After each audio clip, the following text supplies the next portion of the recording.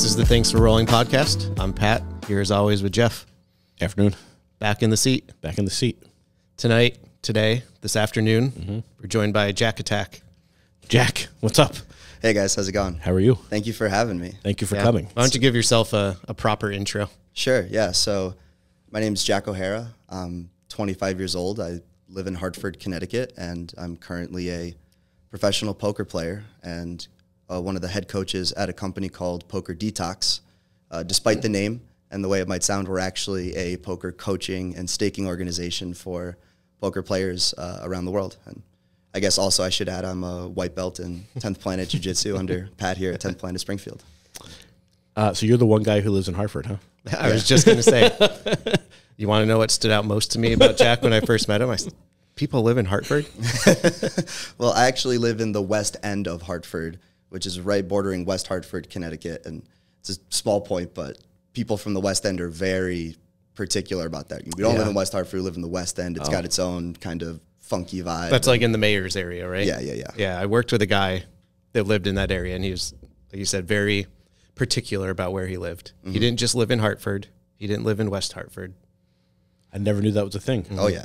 When I worked in Hartford, I remember going down there on the weekend. Like, I worked at Travelers as a consultant, and I go down there on the weekend just to figure out like where I was going. And I was like, where the hell is everybody?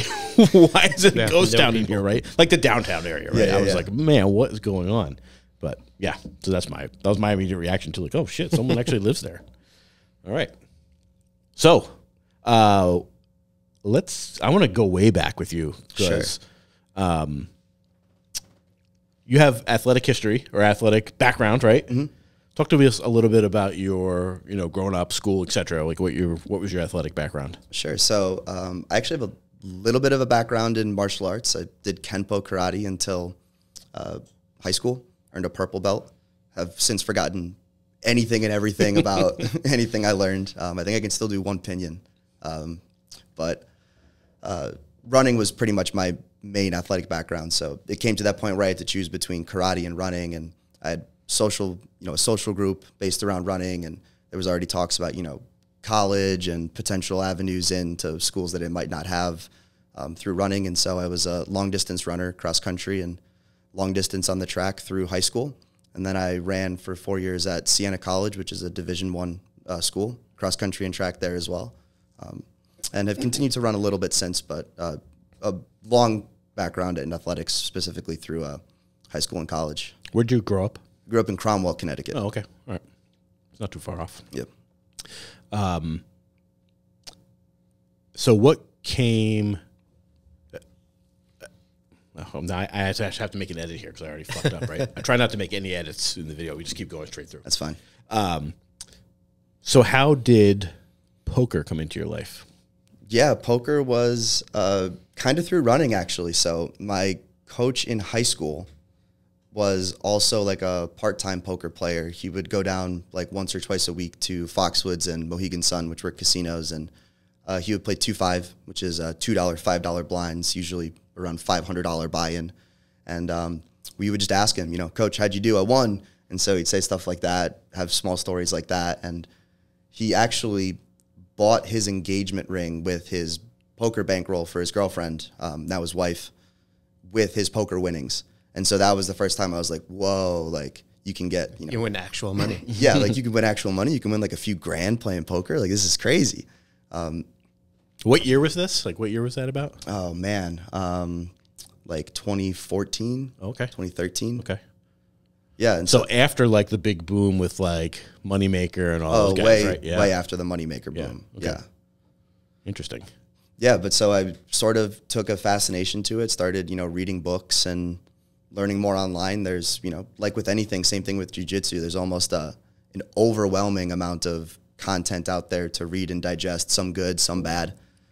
And so eventually just started researching more and found my way to pokerdetox.com. The CEO, Nick Howard, has YouTube channels and podcasts and a social media presence. And so it was pretty much like anything else. I had been playing poker a little bit on the side when I turned 21 in college, had some success there, went to grad school in Pennsylvania where online poker was legal, started playing online, very, very small stakes online on my own there, had a little bit of success over a very short sample, and then applied to Poker Detox, kind of like any other job, interview process, show your results, and got a job as a player. Wow. So Jack's not the first poker professional we've had on this podcast. Right. It's the second. Oh, really? Actually. Yeah. You guys didn't cross paths here, but former training partner here, Adam Nash, was the poker room manager at MGM. Oh, cool. Nice. It would be helpful if I looked up the podcast number, but we did a podcast with him. He talked a little bit about his history. I think he came up here. Came up playing and then eventually dealing private games, found his way into the casino business, worked his way up to the management job here. He dealt the World Series one year. Yeah. Yep. World Series is the dealers at the World Series. They grind.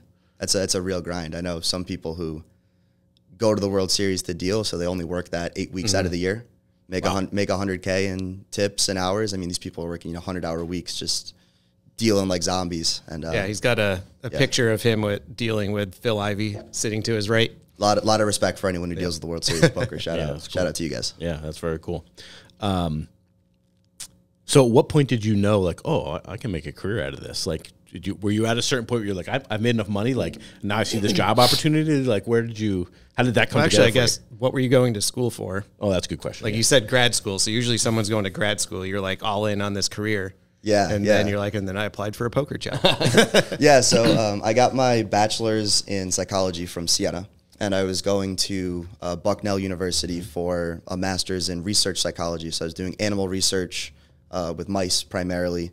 And it was kind of the opposite, where I wasn't loving what I was doing really at all. I had some ethical issues with animal research and some of the stuff we had to do there. And then it was in the middle of COVID, in the middle of this rural town, very small grad school. So I didn't have any peers. I didn't have any kind of, connection or anything like that. So I was straddling both, playing as like a small stakes player for Poker Detox and a grad student in Pennsylvania, and basically went through like a legit depression, like became clinically depressed and was just hating everything. And at that point in time, I also went through like a major breakup with a long distance relationship from the girlfriend I had in college. And then, am I allowed to swear on the podcast? Of course. So like in the weight of all that, I just said, fuck it, I'm going to try poker for a bit. So it was the opposite. I had 6 months of savings.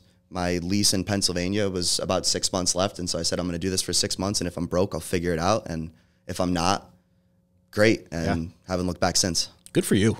You don't hear that very often. No. Good for you. Yeah, that's awesome. Good. We're just Yeah. What you said, you're a paid player, right? Or I guess, is that what you still are? That's where you started? Yeah. So there's kind of two hats that I wear for Poker Detox. One is as a player, and the other is as a coach. So what does it mean being a paid player? Sure. So the model that we operate on is called coaching for profits. So the business model basically looks like you're a player, you're already established. Maybe you don't have the bankroll to play stakes that are sufficient to become a professional player.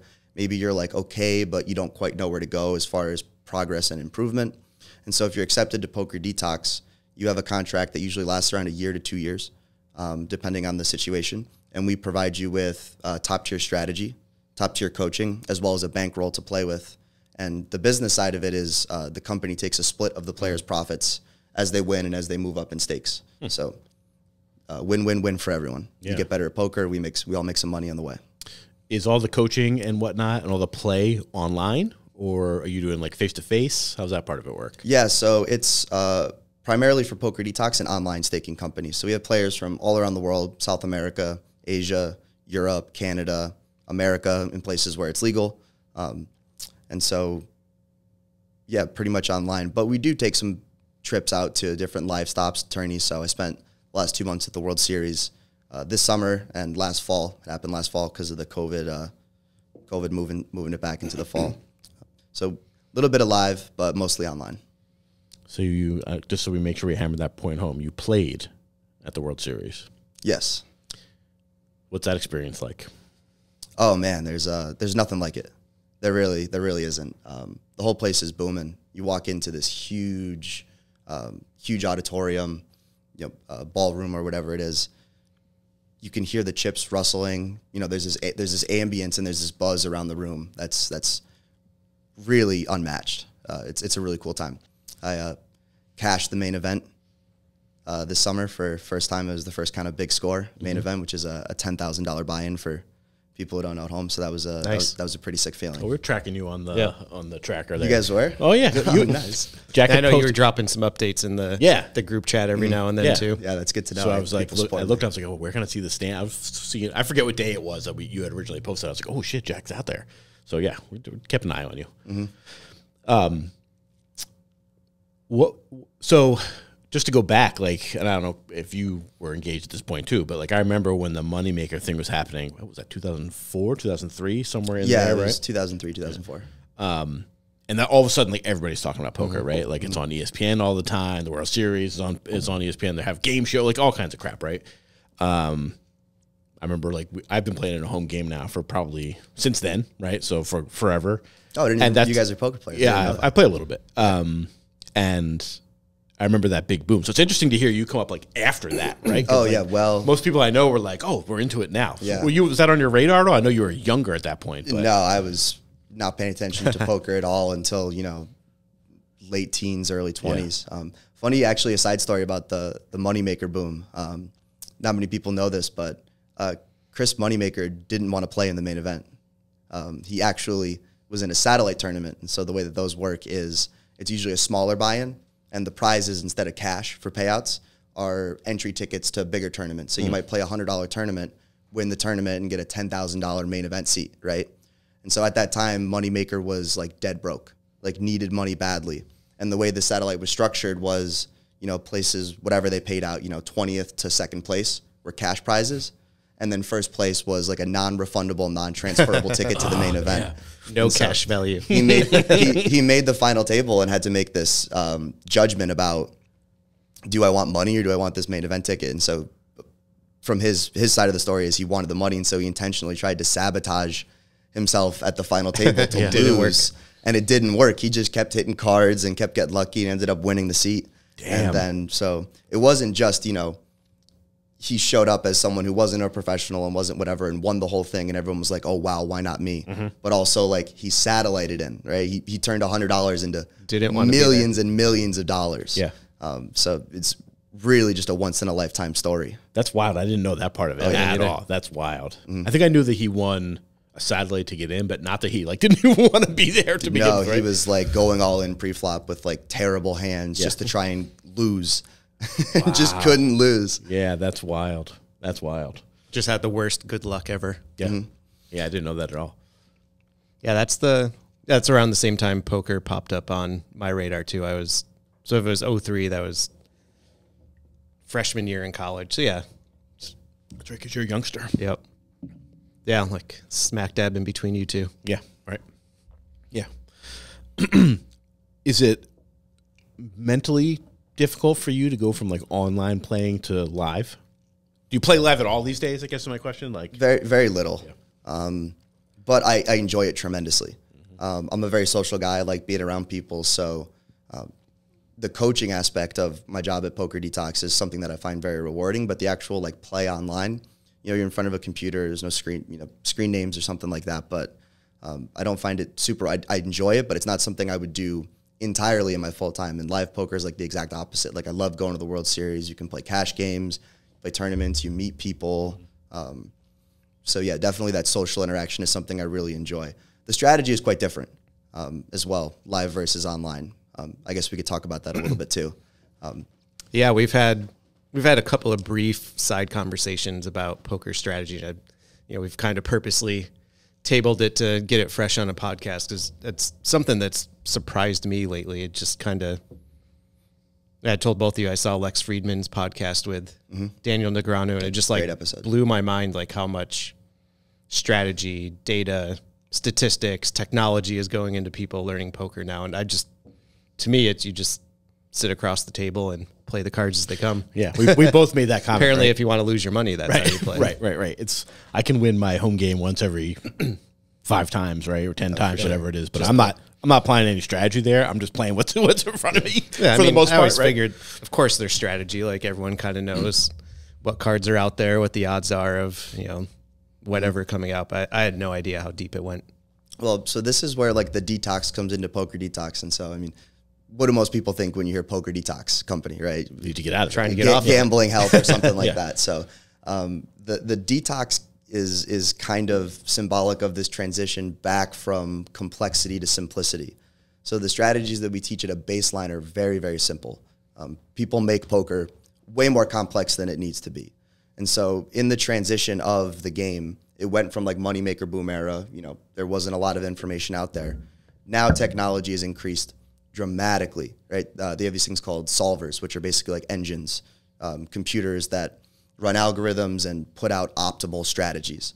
And so the goal of like the average poker player, even the professionals, went from how do I make the most money implementing my strategy to how do I behave in a way that's most consistent with what the computer would tell me to do. And surprise, humans are not capable of the kind of analysis and depth and calculation of a computer. They're just not. And so a lot of people went down these rabbit holes of theory and solvers and really lost their way in this complexity. And so we took a completely opposite approach, one that surprisingly isn't used in the industry. Is we got data. We collect third-party data, real hands that real humans have played of online poker. So the database that I work with on the strategy and research engineering side is over 200 million hands of online poker that real people have played.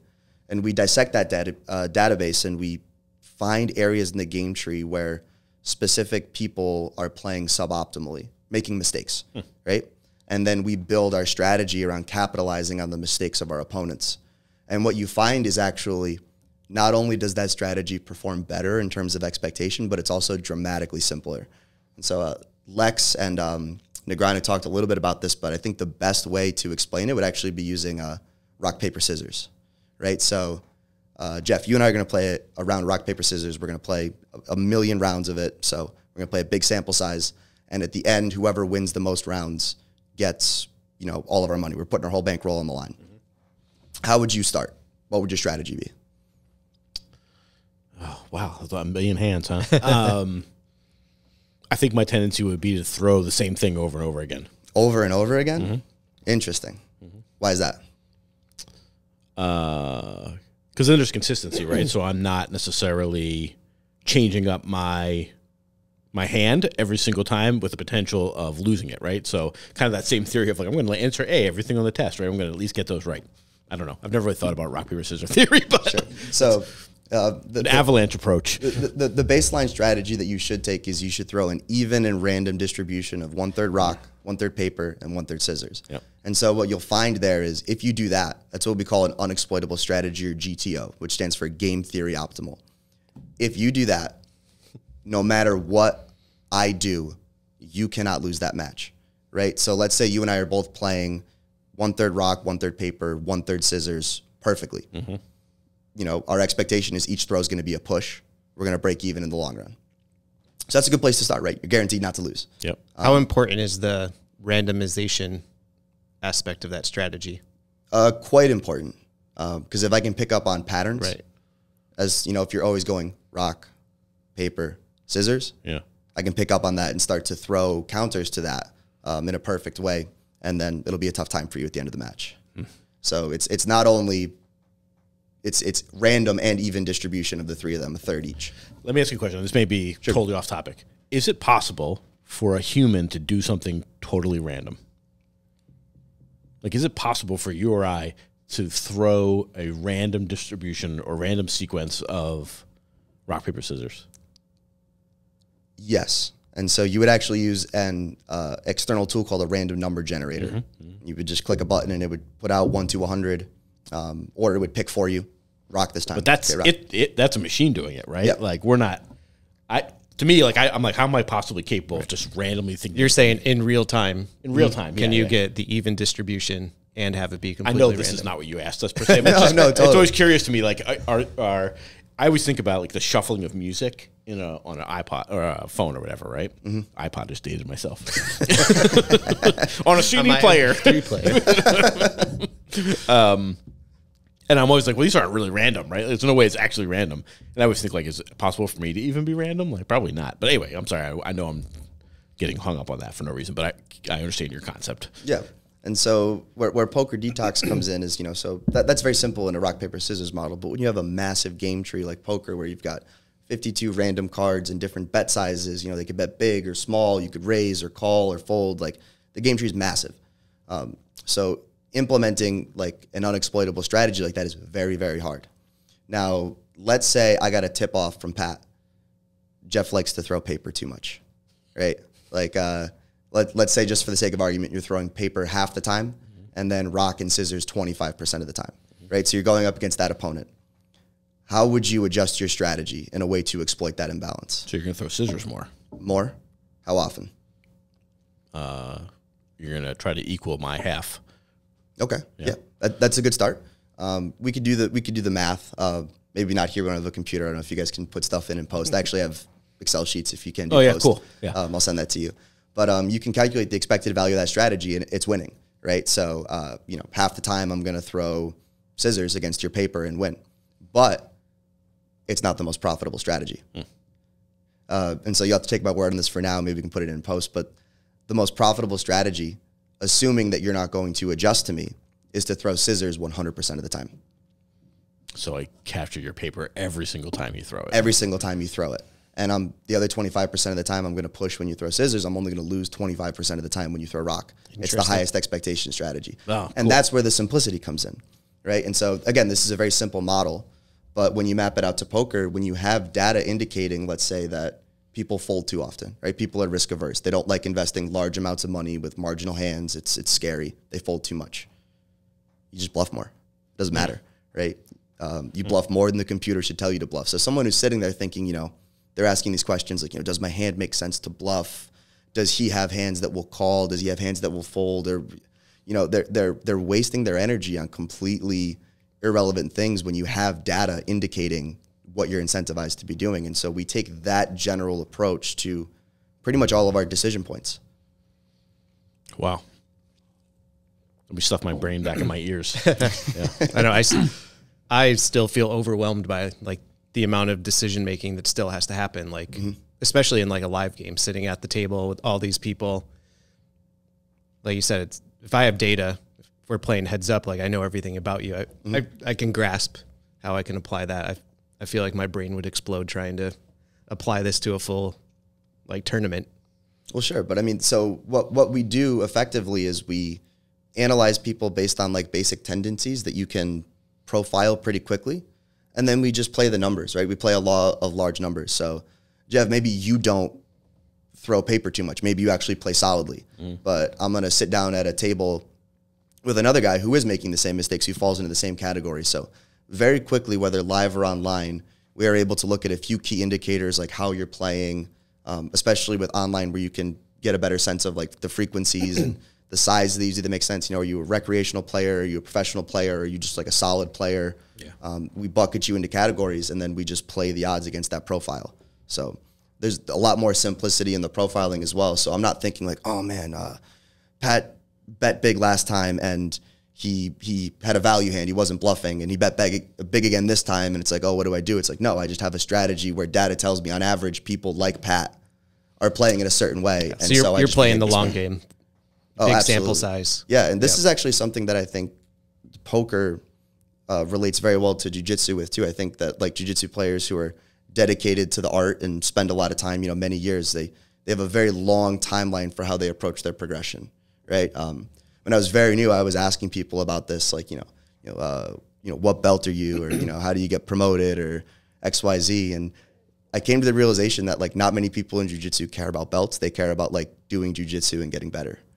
Maybe that's just here. I don't know. Is that common in the industry, you think? I mean, it's a zinger of a question too. I think what people will tell you and what they might actually be thinking might be different across the full sampling of jiu-jitsu. But yeah, I mean, that should truly be the essence of what you're trying to do. I think it depends how long you've been doing certain things, right? There will come a time where you look at yourself as a white belt and you say like, fuck, man, when am I going to get my blue belt, right? Sure. And you start thinking about that stuff. Yep. Where I'm blue, where I'm purple. But like, I do think there's a level of contentness you get. Like when I got promoted to purple, I was like, I'm not even thinking about brown at this point. You know what I mean? So I think like you get to be a little more pure once you kind of hit and get over those humps. I think. And I should say a lot of these interactions I've had are with like some of the instructors, and Pat, you as the lead instructor. So you guys are people who have been around long enough. You're sticking with it. So I haven't had many conversations with the white belt contingent or people from other schools or stuff like that. But yeah, I think the caring about the belt comes when you want that satisfaction that your skill level has gotten to that level. Mm-hmm. So the focus is on the growth, the skill level, but getting that belt from your instructor is the gratification that is the symbol. Like you achieved that notch that you were trying to work for. And then you're not thinking about the next one because you're like, I don't know, that could be 5 years away. Yeah. So I'm just going to get back to the grindstone and keep learning jiu-jitsu and having fun. Yeah, so the ability to contextualize your journey in this discipline, whether it's jiu-jitsu or in poker, over the long term is very, very important. And so if people don't have that skill, they really aren't set up for success, at least in poker. And I imagine it's a pretty quick exit in jiu-jitsu as well. Yeah, I would think so, right? I was just going to make a comment about so a lot of times people will get promoted to blue belt and then disappear, right? Like they've hit that first milestone. I've seen memes on that, right? They hit that milestone and the next one feels so far away. What was the meme? It was like white belt specialty showing up early, getting smashed, blue belt specialty quitting or something. I've seen something similar to that, yeah. Do you think that poker theory, as you described it, and maybe that's not the right term, is applicable to the person who's playing here and there sporadically, a couple times a year maybe, as opposed to the person who's like, oh yeah, I'm going to try to make some money off of this and I play a lot? Like, does the chance to win, I mean, I know the chance to win, the more you play, the more you can win, but like the application of theory, more applicable the more you play?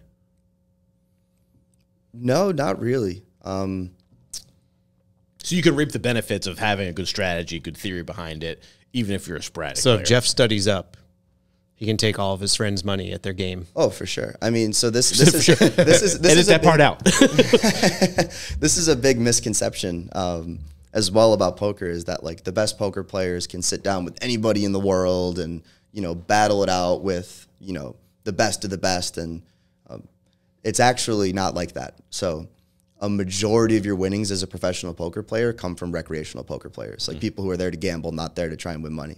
So you can actually do this. Like we've done analysis on this. Like we call them regulars, right? Good people, professionals, or just people who know their stuff and are trying to play well.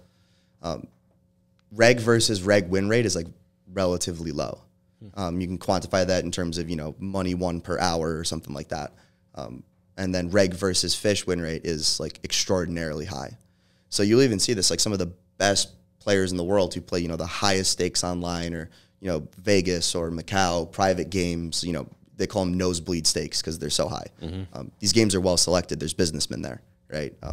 So it's a little weird, maybe not the most virtuous thing, that your goal isn't, your goal is to get very, very good, excellent at your craft. But also there's a soft skill in the game about, they call it game selection, right? Finding good games, finding recreational players, or being social, getting yourself invited to games where people are there to gamble. Those are the most profitable spots. And that was actually one of the things I was proudest of the World Series, talking about the social aspect. I was playing at Paris Casino, playing cash, and there was like an older woman to my right, and we were just drinking, having fun, trying to be relaxed, had good conversations, played for like 8 hours or something like that day. And she was like, oh, I play in a private game at Resorts World. You should come play. You're a good time. And I was like, okay. And so, because of that soft skill of being social and personable, got invited into this really, really good private game that isn't open to the public. And had a really, just a blast there, and won some money along the way. So that's really game cool. selection is really important. If you're there to put your headphones in and not talk to anyone and be grumpy or make a fuss or something like that, like you're not going to get very far in the career. Yeah. How much does that change when you're at something, like if you're playing in the actual main event, right? Does that change, right? Because like that stuff has to go out the window because you've got to really focus on what you're doing, or? You'd be really surprised. The main event is its own completely unique thing. It's got such just a buzz and a story behind it. So, there are people who will never play poker and then come play the main event. So an example of this is the first hand of the main event. This guy sits down. He's wearing like nice T-shirts, some designer chains, like big stud earrings. Like he's very clearly wealthy, or at least dressed very well. The appearance that he's super wealthy. You start with, forget how many chips, 60,000 chips, which is like 400 big blinds, which is a lot. You're given a lot of chips in these very slow levels, so it's very long. What's the opening blinds for the main event? Do you remember? Yeah, it's 100, 200 always in a tournament to start. So you've got a lot of chips. And he looks at his hand. I don't even know what hand he has. And he's first hand that's dealt to the main event. All in. Just open, all in. That guy. Right? Completely reckless. Like he was there to gamble. I don't know what he was trying to get a rush. He's there to say he did it. Whatever he's doing. Yeah, he's got a great story for the rest of the time. I went all in on my first hand. I went all in my first hand in the main event for $10,000. Didn't even care. So you'll still see crazy stuff like that. But people do try to take it a little bit more seriously. There's a fun thing in these multi-day tournaments, because the main event, if you play the whole thing, is 9 days of poker over a week. You get a day off here or there. The last level of the night, which is usually 2 hours, sometimes it's an hour. In different tournaments, they usually call it the beer level, because it's like, okay, I've played all day. I got a safe stack, probably nothing's going to go wrong. I'm not going to bust. You say levels, you mean between blinds? Between blinds, yes. They have a set time where they increase the blinds, and they call those levels. And so they're kind of the jumping points for the progression of the tournament. So that last level today is the beer level, and that's where you see stuff getting rowdy.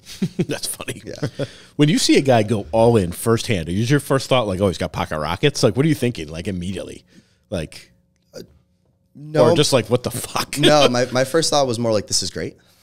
Yeah. This is great for me. I hope. Right, because the odds got to say he doesn't have anything. Well, I think the odds would say that probabilistically I have a fun player at my table. I have a recreational player who's going to give lots of action and probably gamble. So that fits into what he explained. He bucketed that guy into like his bucket. He got bucketed quickly. Yeah. Immediately. Yeah, so you could tell right away. So how did that guy fare? He knocked Jack out. He called my all in with deuces. Deuces. That's awesome. Yeah, that's great. That's great. Want to switch this over to some jiu-jitsu talk? For sure. Cool. Please. How'd you find us? How'd you get the jiu-jitsu bug? Yeah, so I'd always, like I said, I had a little bit of experience in martial arts. Both my uncles are jiu-jitsu black belts. Although I've actually never seen the black belts. I've never seen any photos or videos of them doing jiu-jitsu.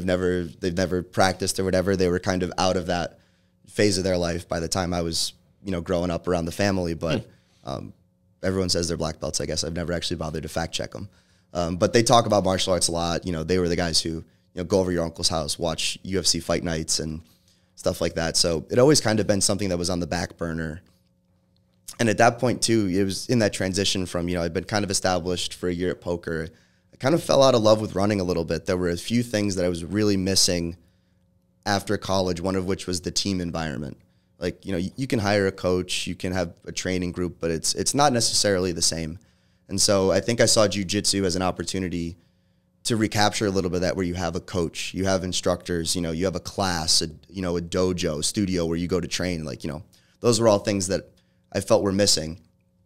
And then between kind of the family background, and I also got to admit a little bit of a stereotype, Joe Rogan, Lex, Jocko, all these people, just continually listening to them sing the praises of the discipline. I was like, yeah, I'll give it a shot. I'm not going to lie though. I was terrified my first day. Like, everybody is. I almost turned around and went home in the parking lot. It was, We've talked to some people. Not going to lie. Pod I wish I had a camera out there and saw how often that happened, because I bet it's fairly often. Yeah. I remember coming in for my first day, and I was so nervous, like I was like sweating.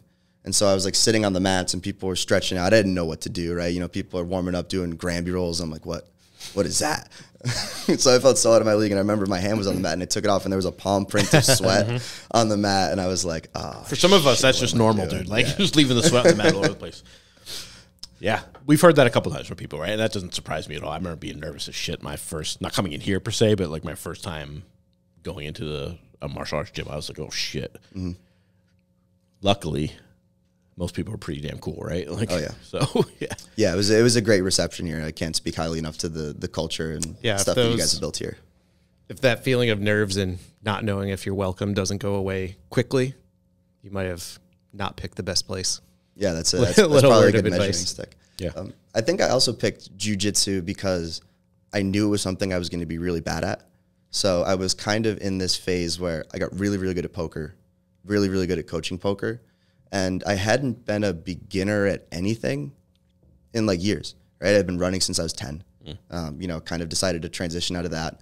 I got, you know, really good at poker. And so I also deliberately kind of wanted to do something new that I sucked at and that I knew I was going to get, you know, owned and have a lot to learn. So this process of like taking a beginner's mindset and being completely new and exposed and vulnerable was something that like I deliberately wanted to pick with whatever I did next. And I thought, you know, between all the other things that interested me, jiu-jitsu, that on top of it was like, yeah, this would be cool. I'll check it out. Yeah.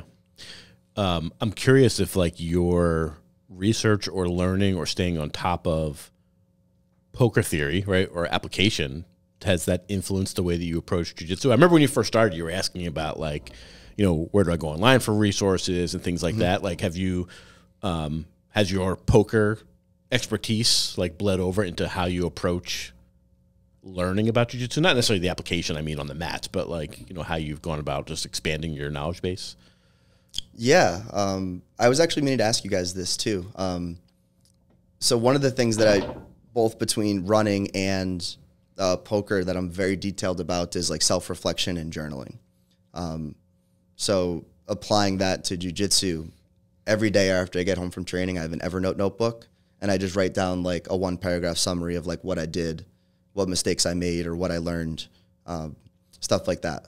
And so is that common? Do people do that? People do it. Jiu-jitsu People logs? do. I don't.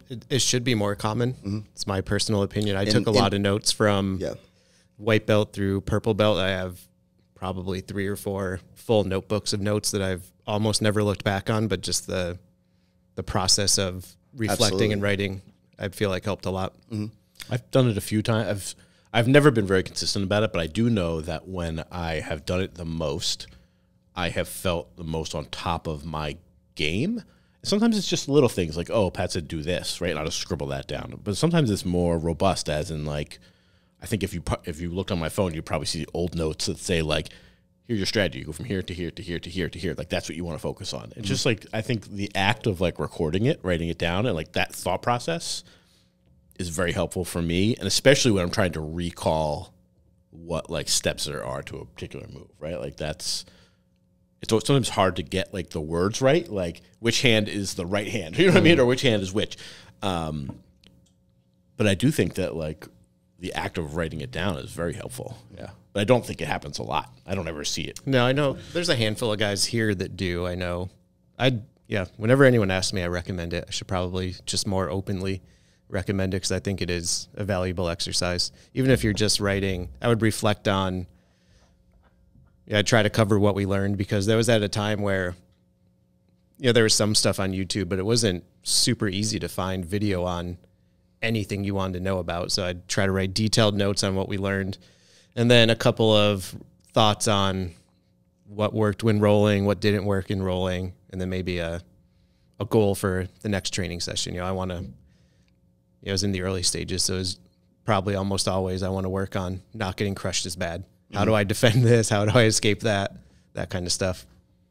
Yeah, and I think one of the other things that kind of I learned from poker was like you have to invest in yourself as well if you want to get good at something. So in that stretch where I had basically dropped out of grad school and just said I'm taking my shot at poker and I'm just going to see where this lands me. They said I had like 6 months of expenses, maybe a little more. And I was investing in coaching all along the way, buying courses, doing one-on-one work with people and stuff like that. You weren't just hoping for the best. You were I was putting the work in the investment in. And I had skin in the game. I was making big investments in my development. And so I've also been, I think even something like privates with Pat, I hurt my elbow a little while ago. I was in Vegas and then had an injury and stuff like that, but we kind of got the momentum going there, and it's something I'm definitely going to revisit, as well as like not being afraid to put skin in the game if you can afford it, if you want to get really good at something. Yeah, definitely. How long have you been at it for? You started like springtime? Yeah, I think it was like April or May. So nice. How are you feeling about your progression? Day by day, we'll see. I've heard some chatter about the room since you've turned up your training volume lately? Yeah, thankfully I have a job where I work from home, so I don't mind the commute up from here, and I have a ton of flexibility. So it's 4 or 5 times a week has kind of been the baseline. Now I'm competing on the 10th, so I definitely want to make sure I'm going all out, pulling out all the stops. But it's also good to get out of the house. Yeah. The guys have had some good feedback on the increase in your training and your improvements lately. It's noticeable, right? When someone starts doing that, like, oh shit, like Jack's getting hard to smush. Yep. You know what I mean? Like that's definitely like there's steps, right? Where it's like, oh shit, I can't do what I used to do. Yeah. I mean, we half joke about this all the time, but it's in a serious tone. We kind of judge the white belts based on how hard they are to kill. Mm-hmm. Like, these guys, like you're talking about the fish in the poker world, like suddenly they're not just a fish. Like you have to work really hard to hold position and get your submissions. And that's usually that big turning point for people on their journey from white to blue belt.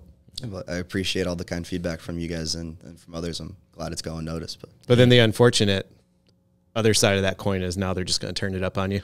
Yeah. I remember like when I first got my blue belt, this was 100 years ago at this point, Jack, but like I was like, shit, all these white belts are trying to kick my ass now. Like as soon as you get promoted, like you're fucked. All the white belts want to eat you up for getting promoted. So competing on the 10th, December 10th, shout out to the in-house tournament we're going to be running. First time competing. How you feeling about that? I'm pretty nervous. Yeah. I go back and forth. Especially some of the morning classes with Daniel. It's very fired Turns up the intensity. And so, I leave that class like 10:15 and I feel unstoppable, like I can run through a brick wall. But then sometimes it also sets in. It's like, wow, I'm going to step into the mat with someone who's like really going to be trying to hurt me. Like I got to hold my own. Hope I'm good enough. Hope I worked hard enough. So we'll see.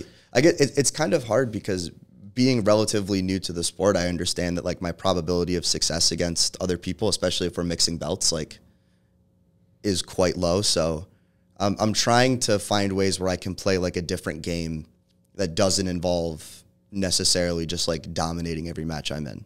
Like I think I would be very happy if I didn't get submitted in any of the matches. I think that would be a big win for me.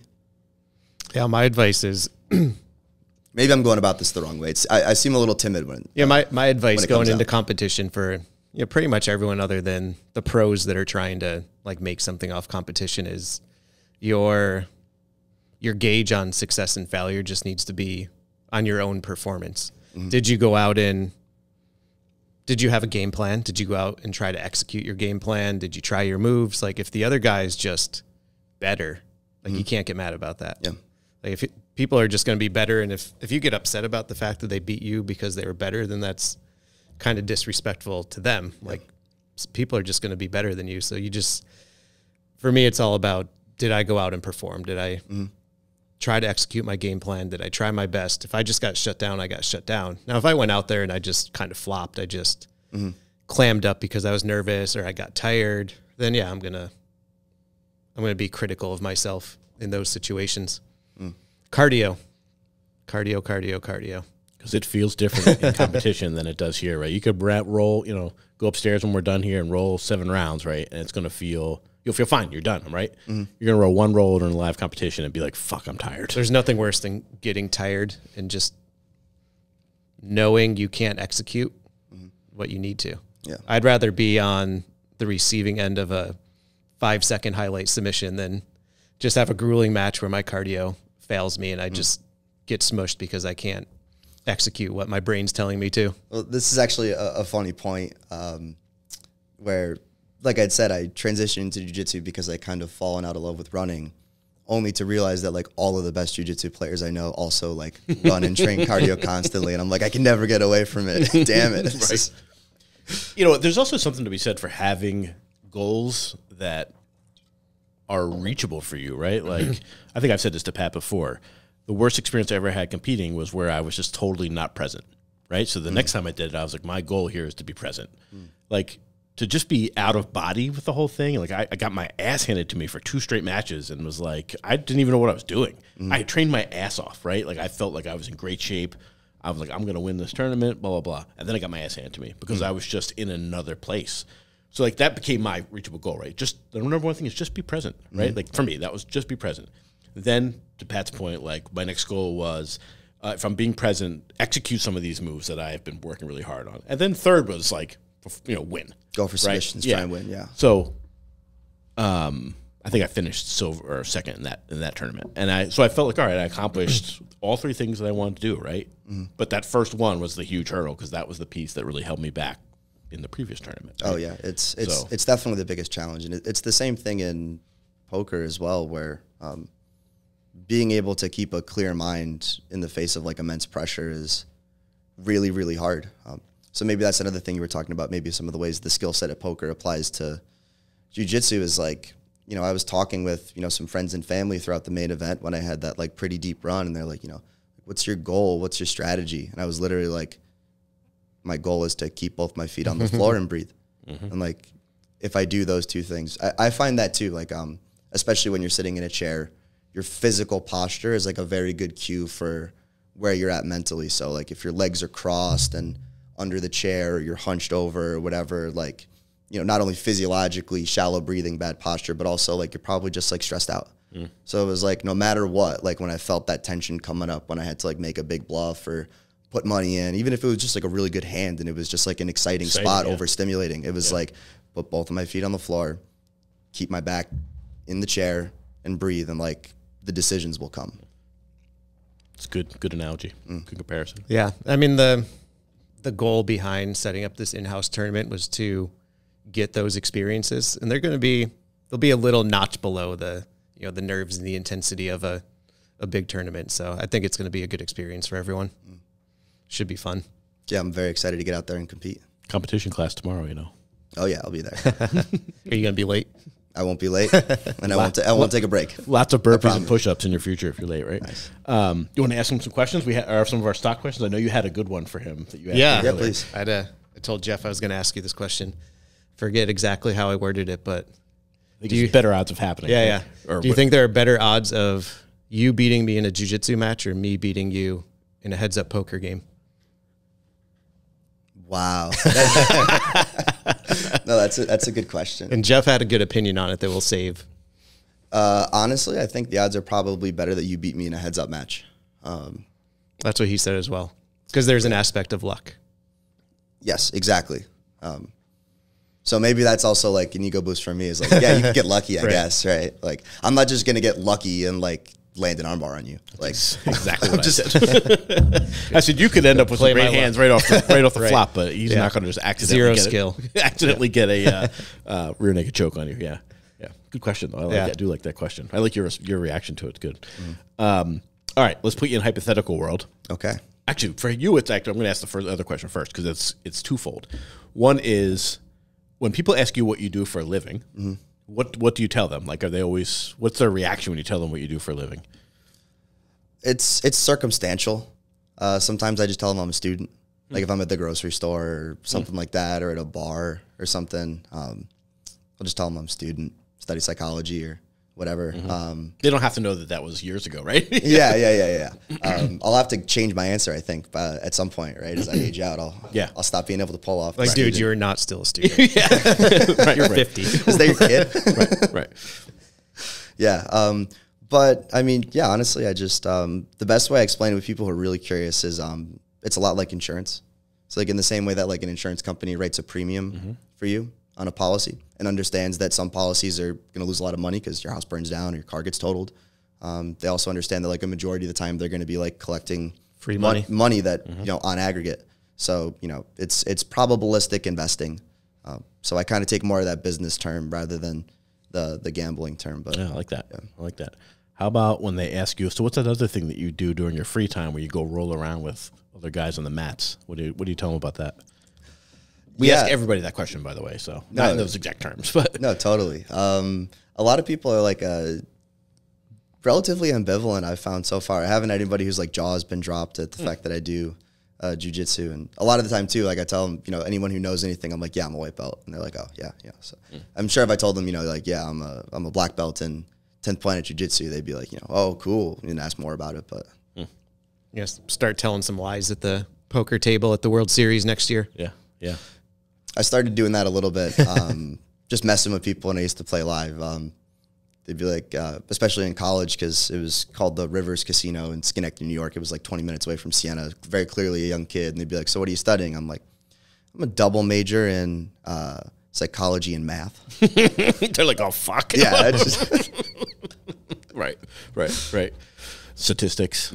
I've just been lying my whole life. I'm realizing this now. That's awesome. I love it. All right. So put your hypothetical hat on. You are either being introduced at some crazy poker tournament where they have intro music, or you're actually making your way to the mats for a super fight, MMA match, whatever you want to call it. What would be your walkout music? It's a good question. I'm trying to think. A lot of my exercise music is just loud, metal, rock and roll. It would probably be a song called Sometimes You're the Hammer, Sometimes You're the Nail by A Day to Remember. Okay. I think that's the second time A Day to Remember has shown up. Didn't, oh, maybe I'm thinking of Pete. Maybe I think he was into them as well. Oh, nice, yeah. Okay, all right. We have a little playlist that we've been adding everybody's walkout songs to. Oh, I didn't know that. On Spotify. Yep. It shows up once in a while during rolling. Sometimes it has some slow songs on it that we have to skip through. So. It's interesting because now that we are building a bigger sample of it, we kind of have three buckets that people are falling into. You have the people that just need something to rage to amp them up. You have other people, they purposely want something that's going to be mellow, calm their nerves, or maybe it's what they've been listening to in practice, so it's a comfort zone. And then you have the people in the middle that just pick something silly. Pick something funny, yeah. Yeah, We've had more sillies than I expected. That's exactly what I was just going to say. I'm surprised at how often that's come up, right? Because I think I'm more in the camp of like, I need something that's going to fire me up, right? Definitely not mellow me out, but like the silliness part of it was not even something I even considered. Yeah. After was it Chris Shigoli talked about listening, walking out to what they listen to in practice, I like that idea. Yep. If you have something you're just listening to all the time when you're training, it's just going to bring you back to that comfortable spot. Yep. Shout out to Pop. All right. Any other questions? No, it's about time to wrap it up and go do some jiu-jitsu. Go train. Let's go train. Cool, man. Thanks for coming in. Appreciate it. Thank you guys so much for having me. Knowledge bombs being dropped. Why don't you close us out with your plugs? Yeah. How do we find you? Where do you need to website, promote? all that stuff, whatever you got. Yeah. So, you can find me on Instagram at jack.attack.fm. You can find me on Twitter at jackthehuman_. Pokerdetox.com for anyone who's interested in coaching or staking. We do have a public course available, so if you know the rules of the game, we have a public course. It's a 30-day training. You'll get access to coaches like me and strategy content, custom blogs that we write for you guys. So anyone who's interested in that, hit me up on DMs or check out pokerdetox.com. Awesome. Thanks for coming in, man. We've been looking forward to having you down. Great conversation. Thanks, guys. Appreciate it. Let's go roll. Sweet. See ya.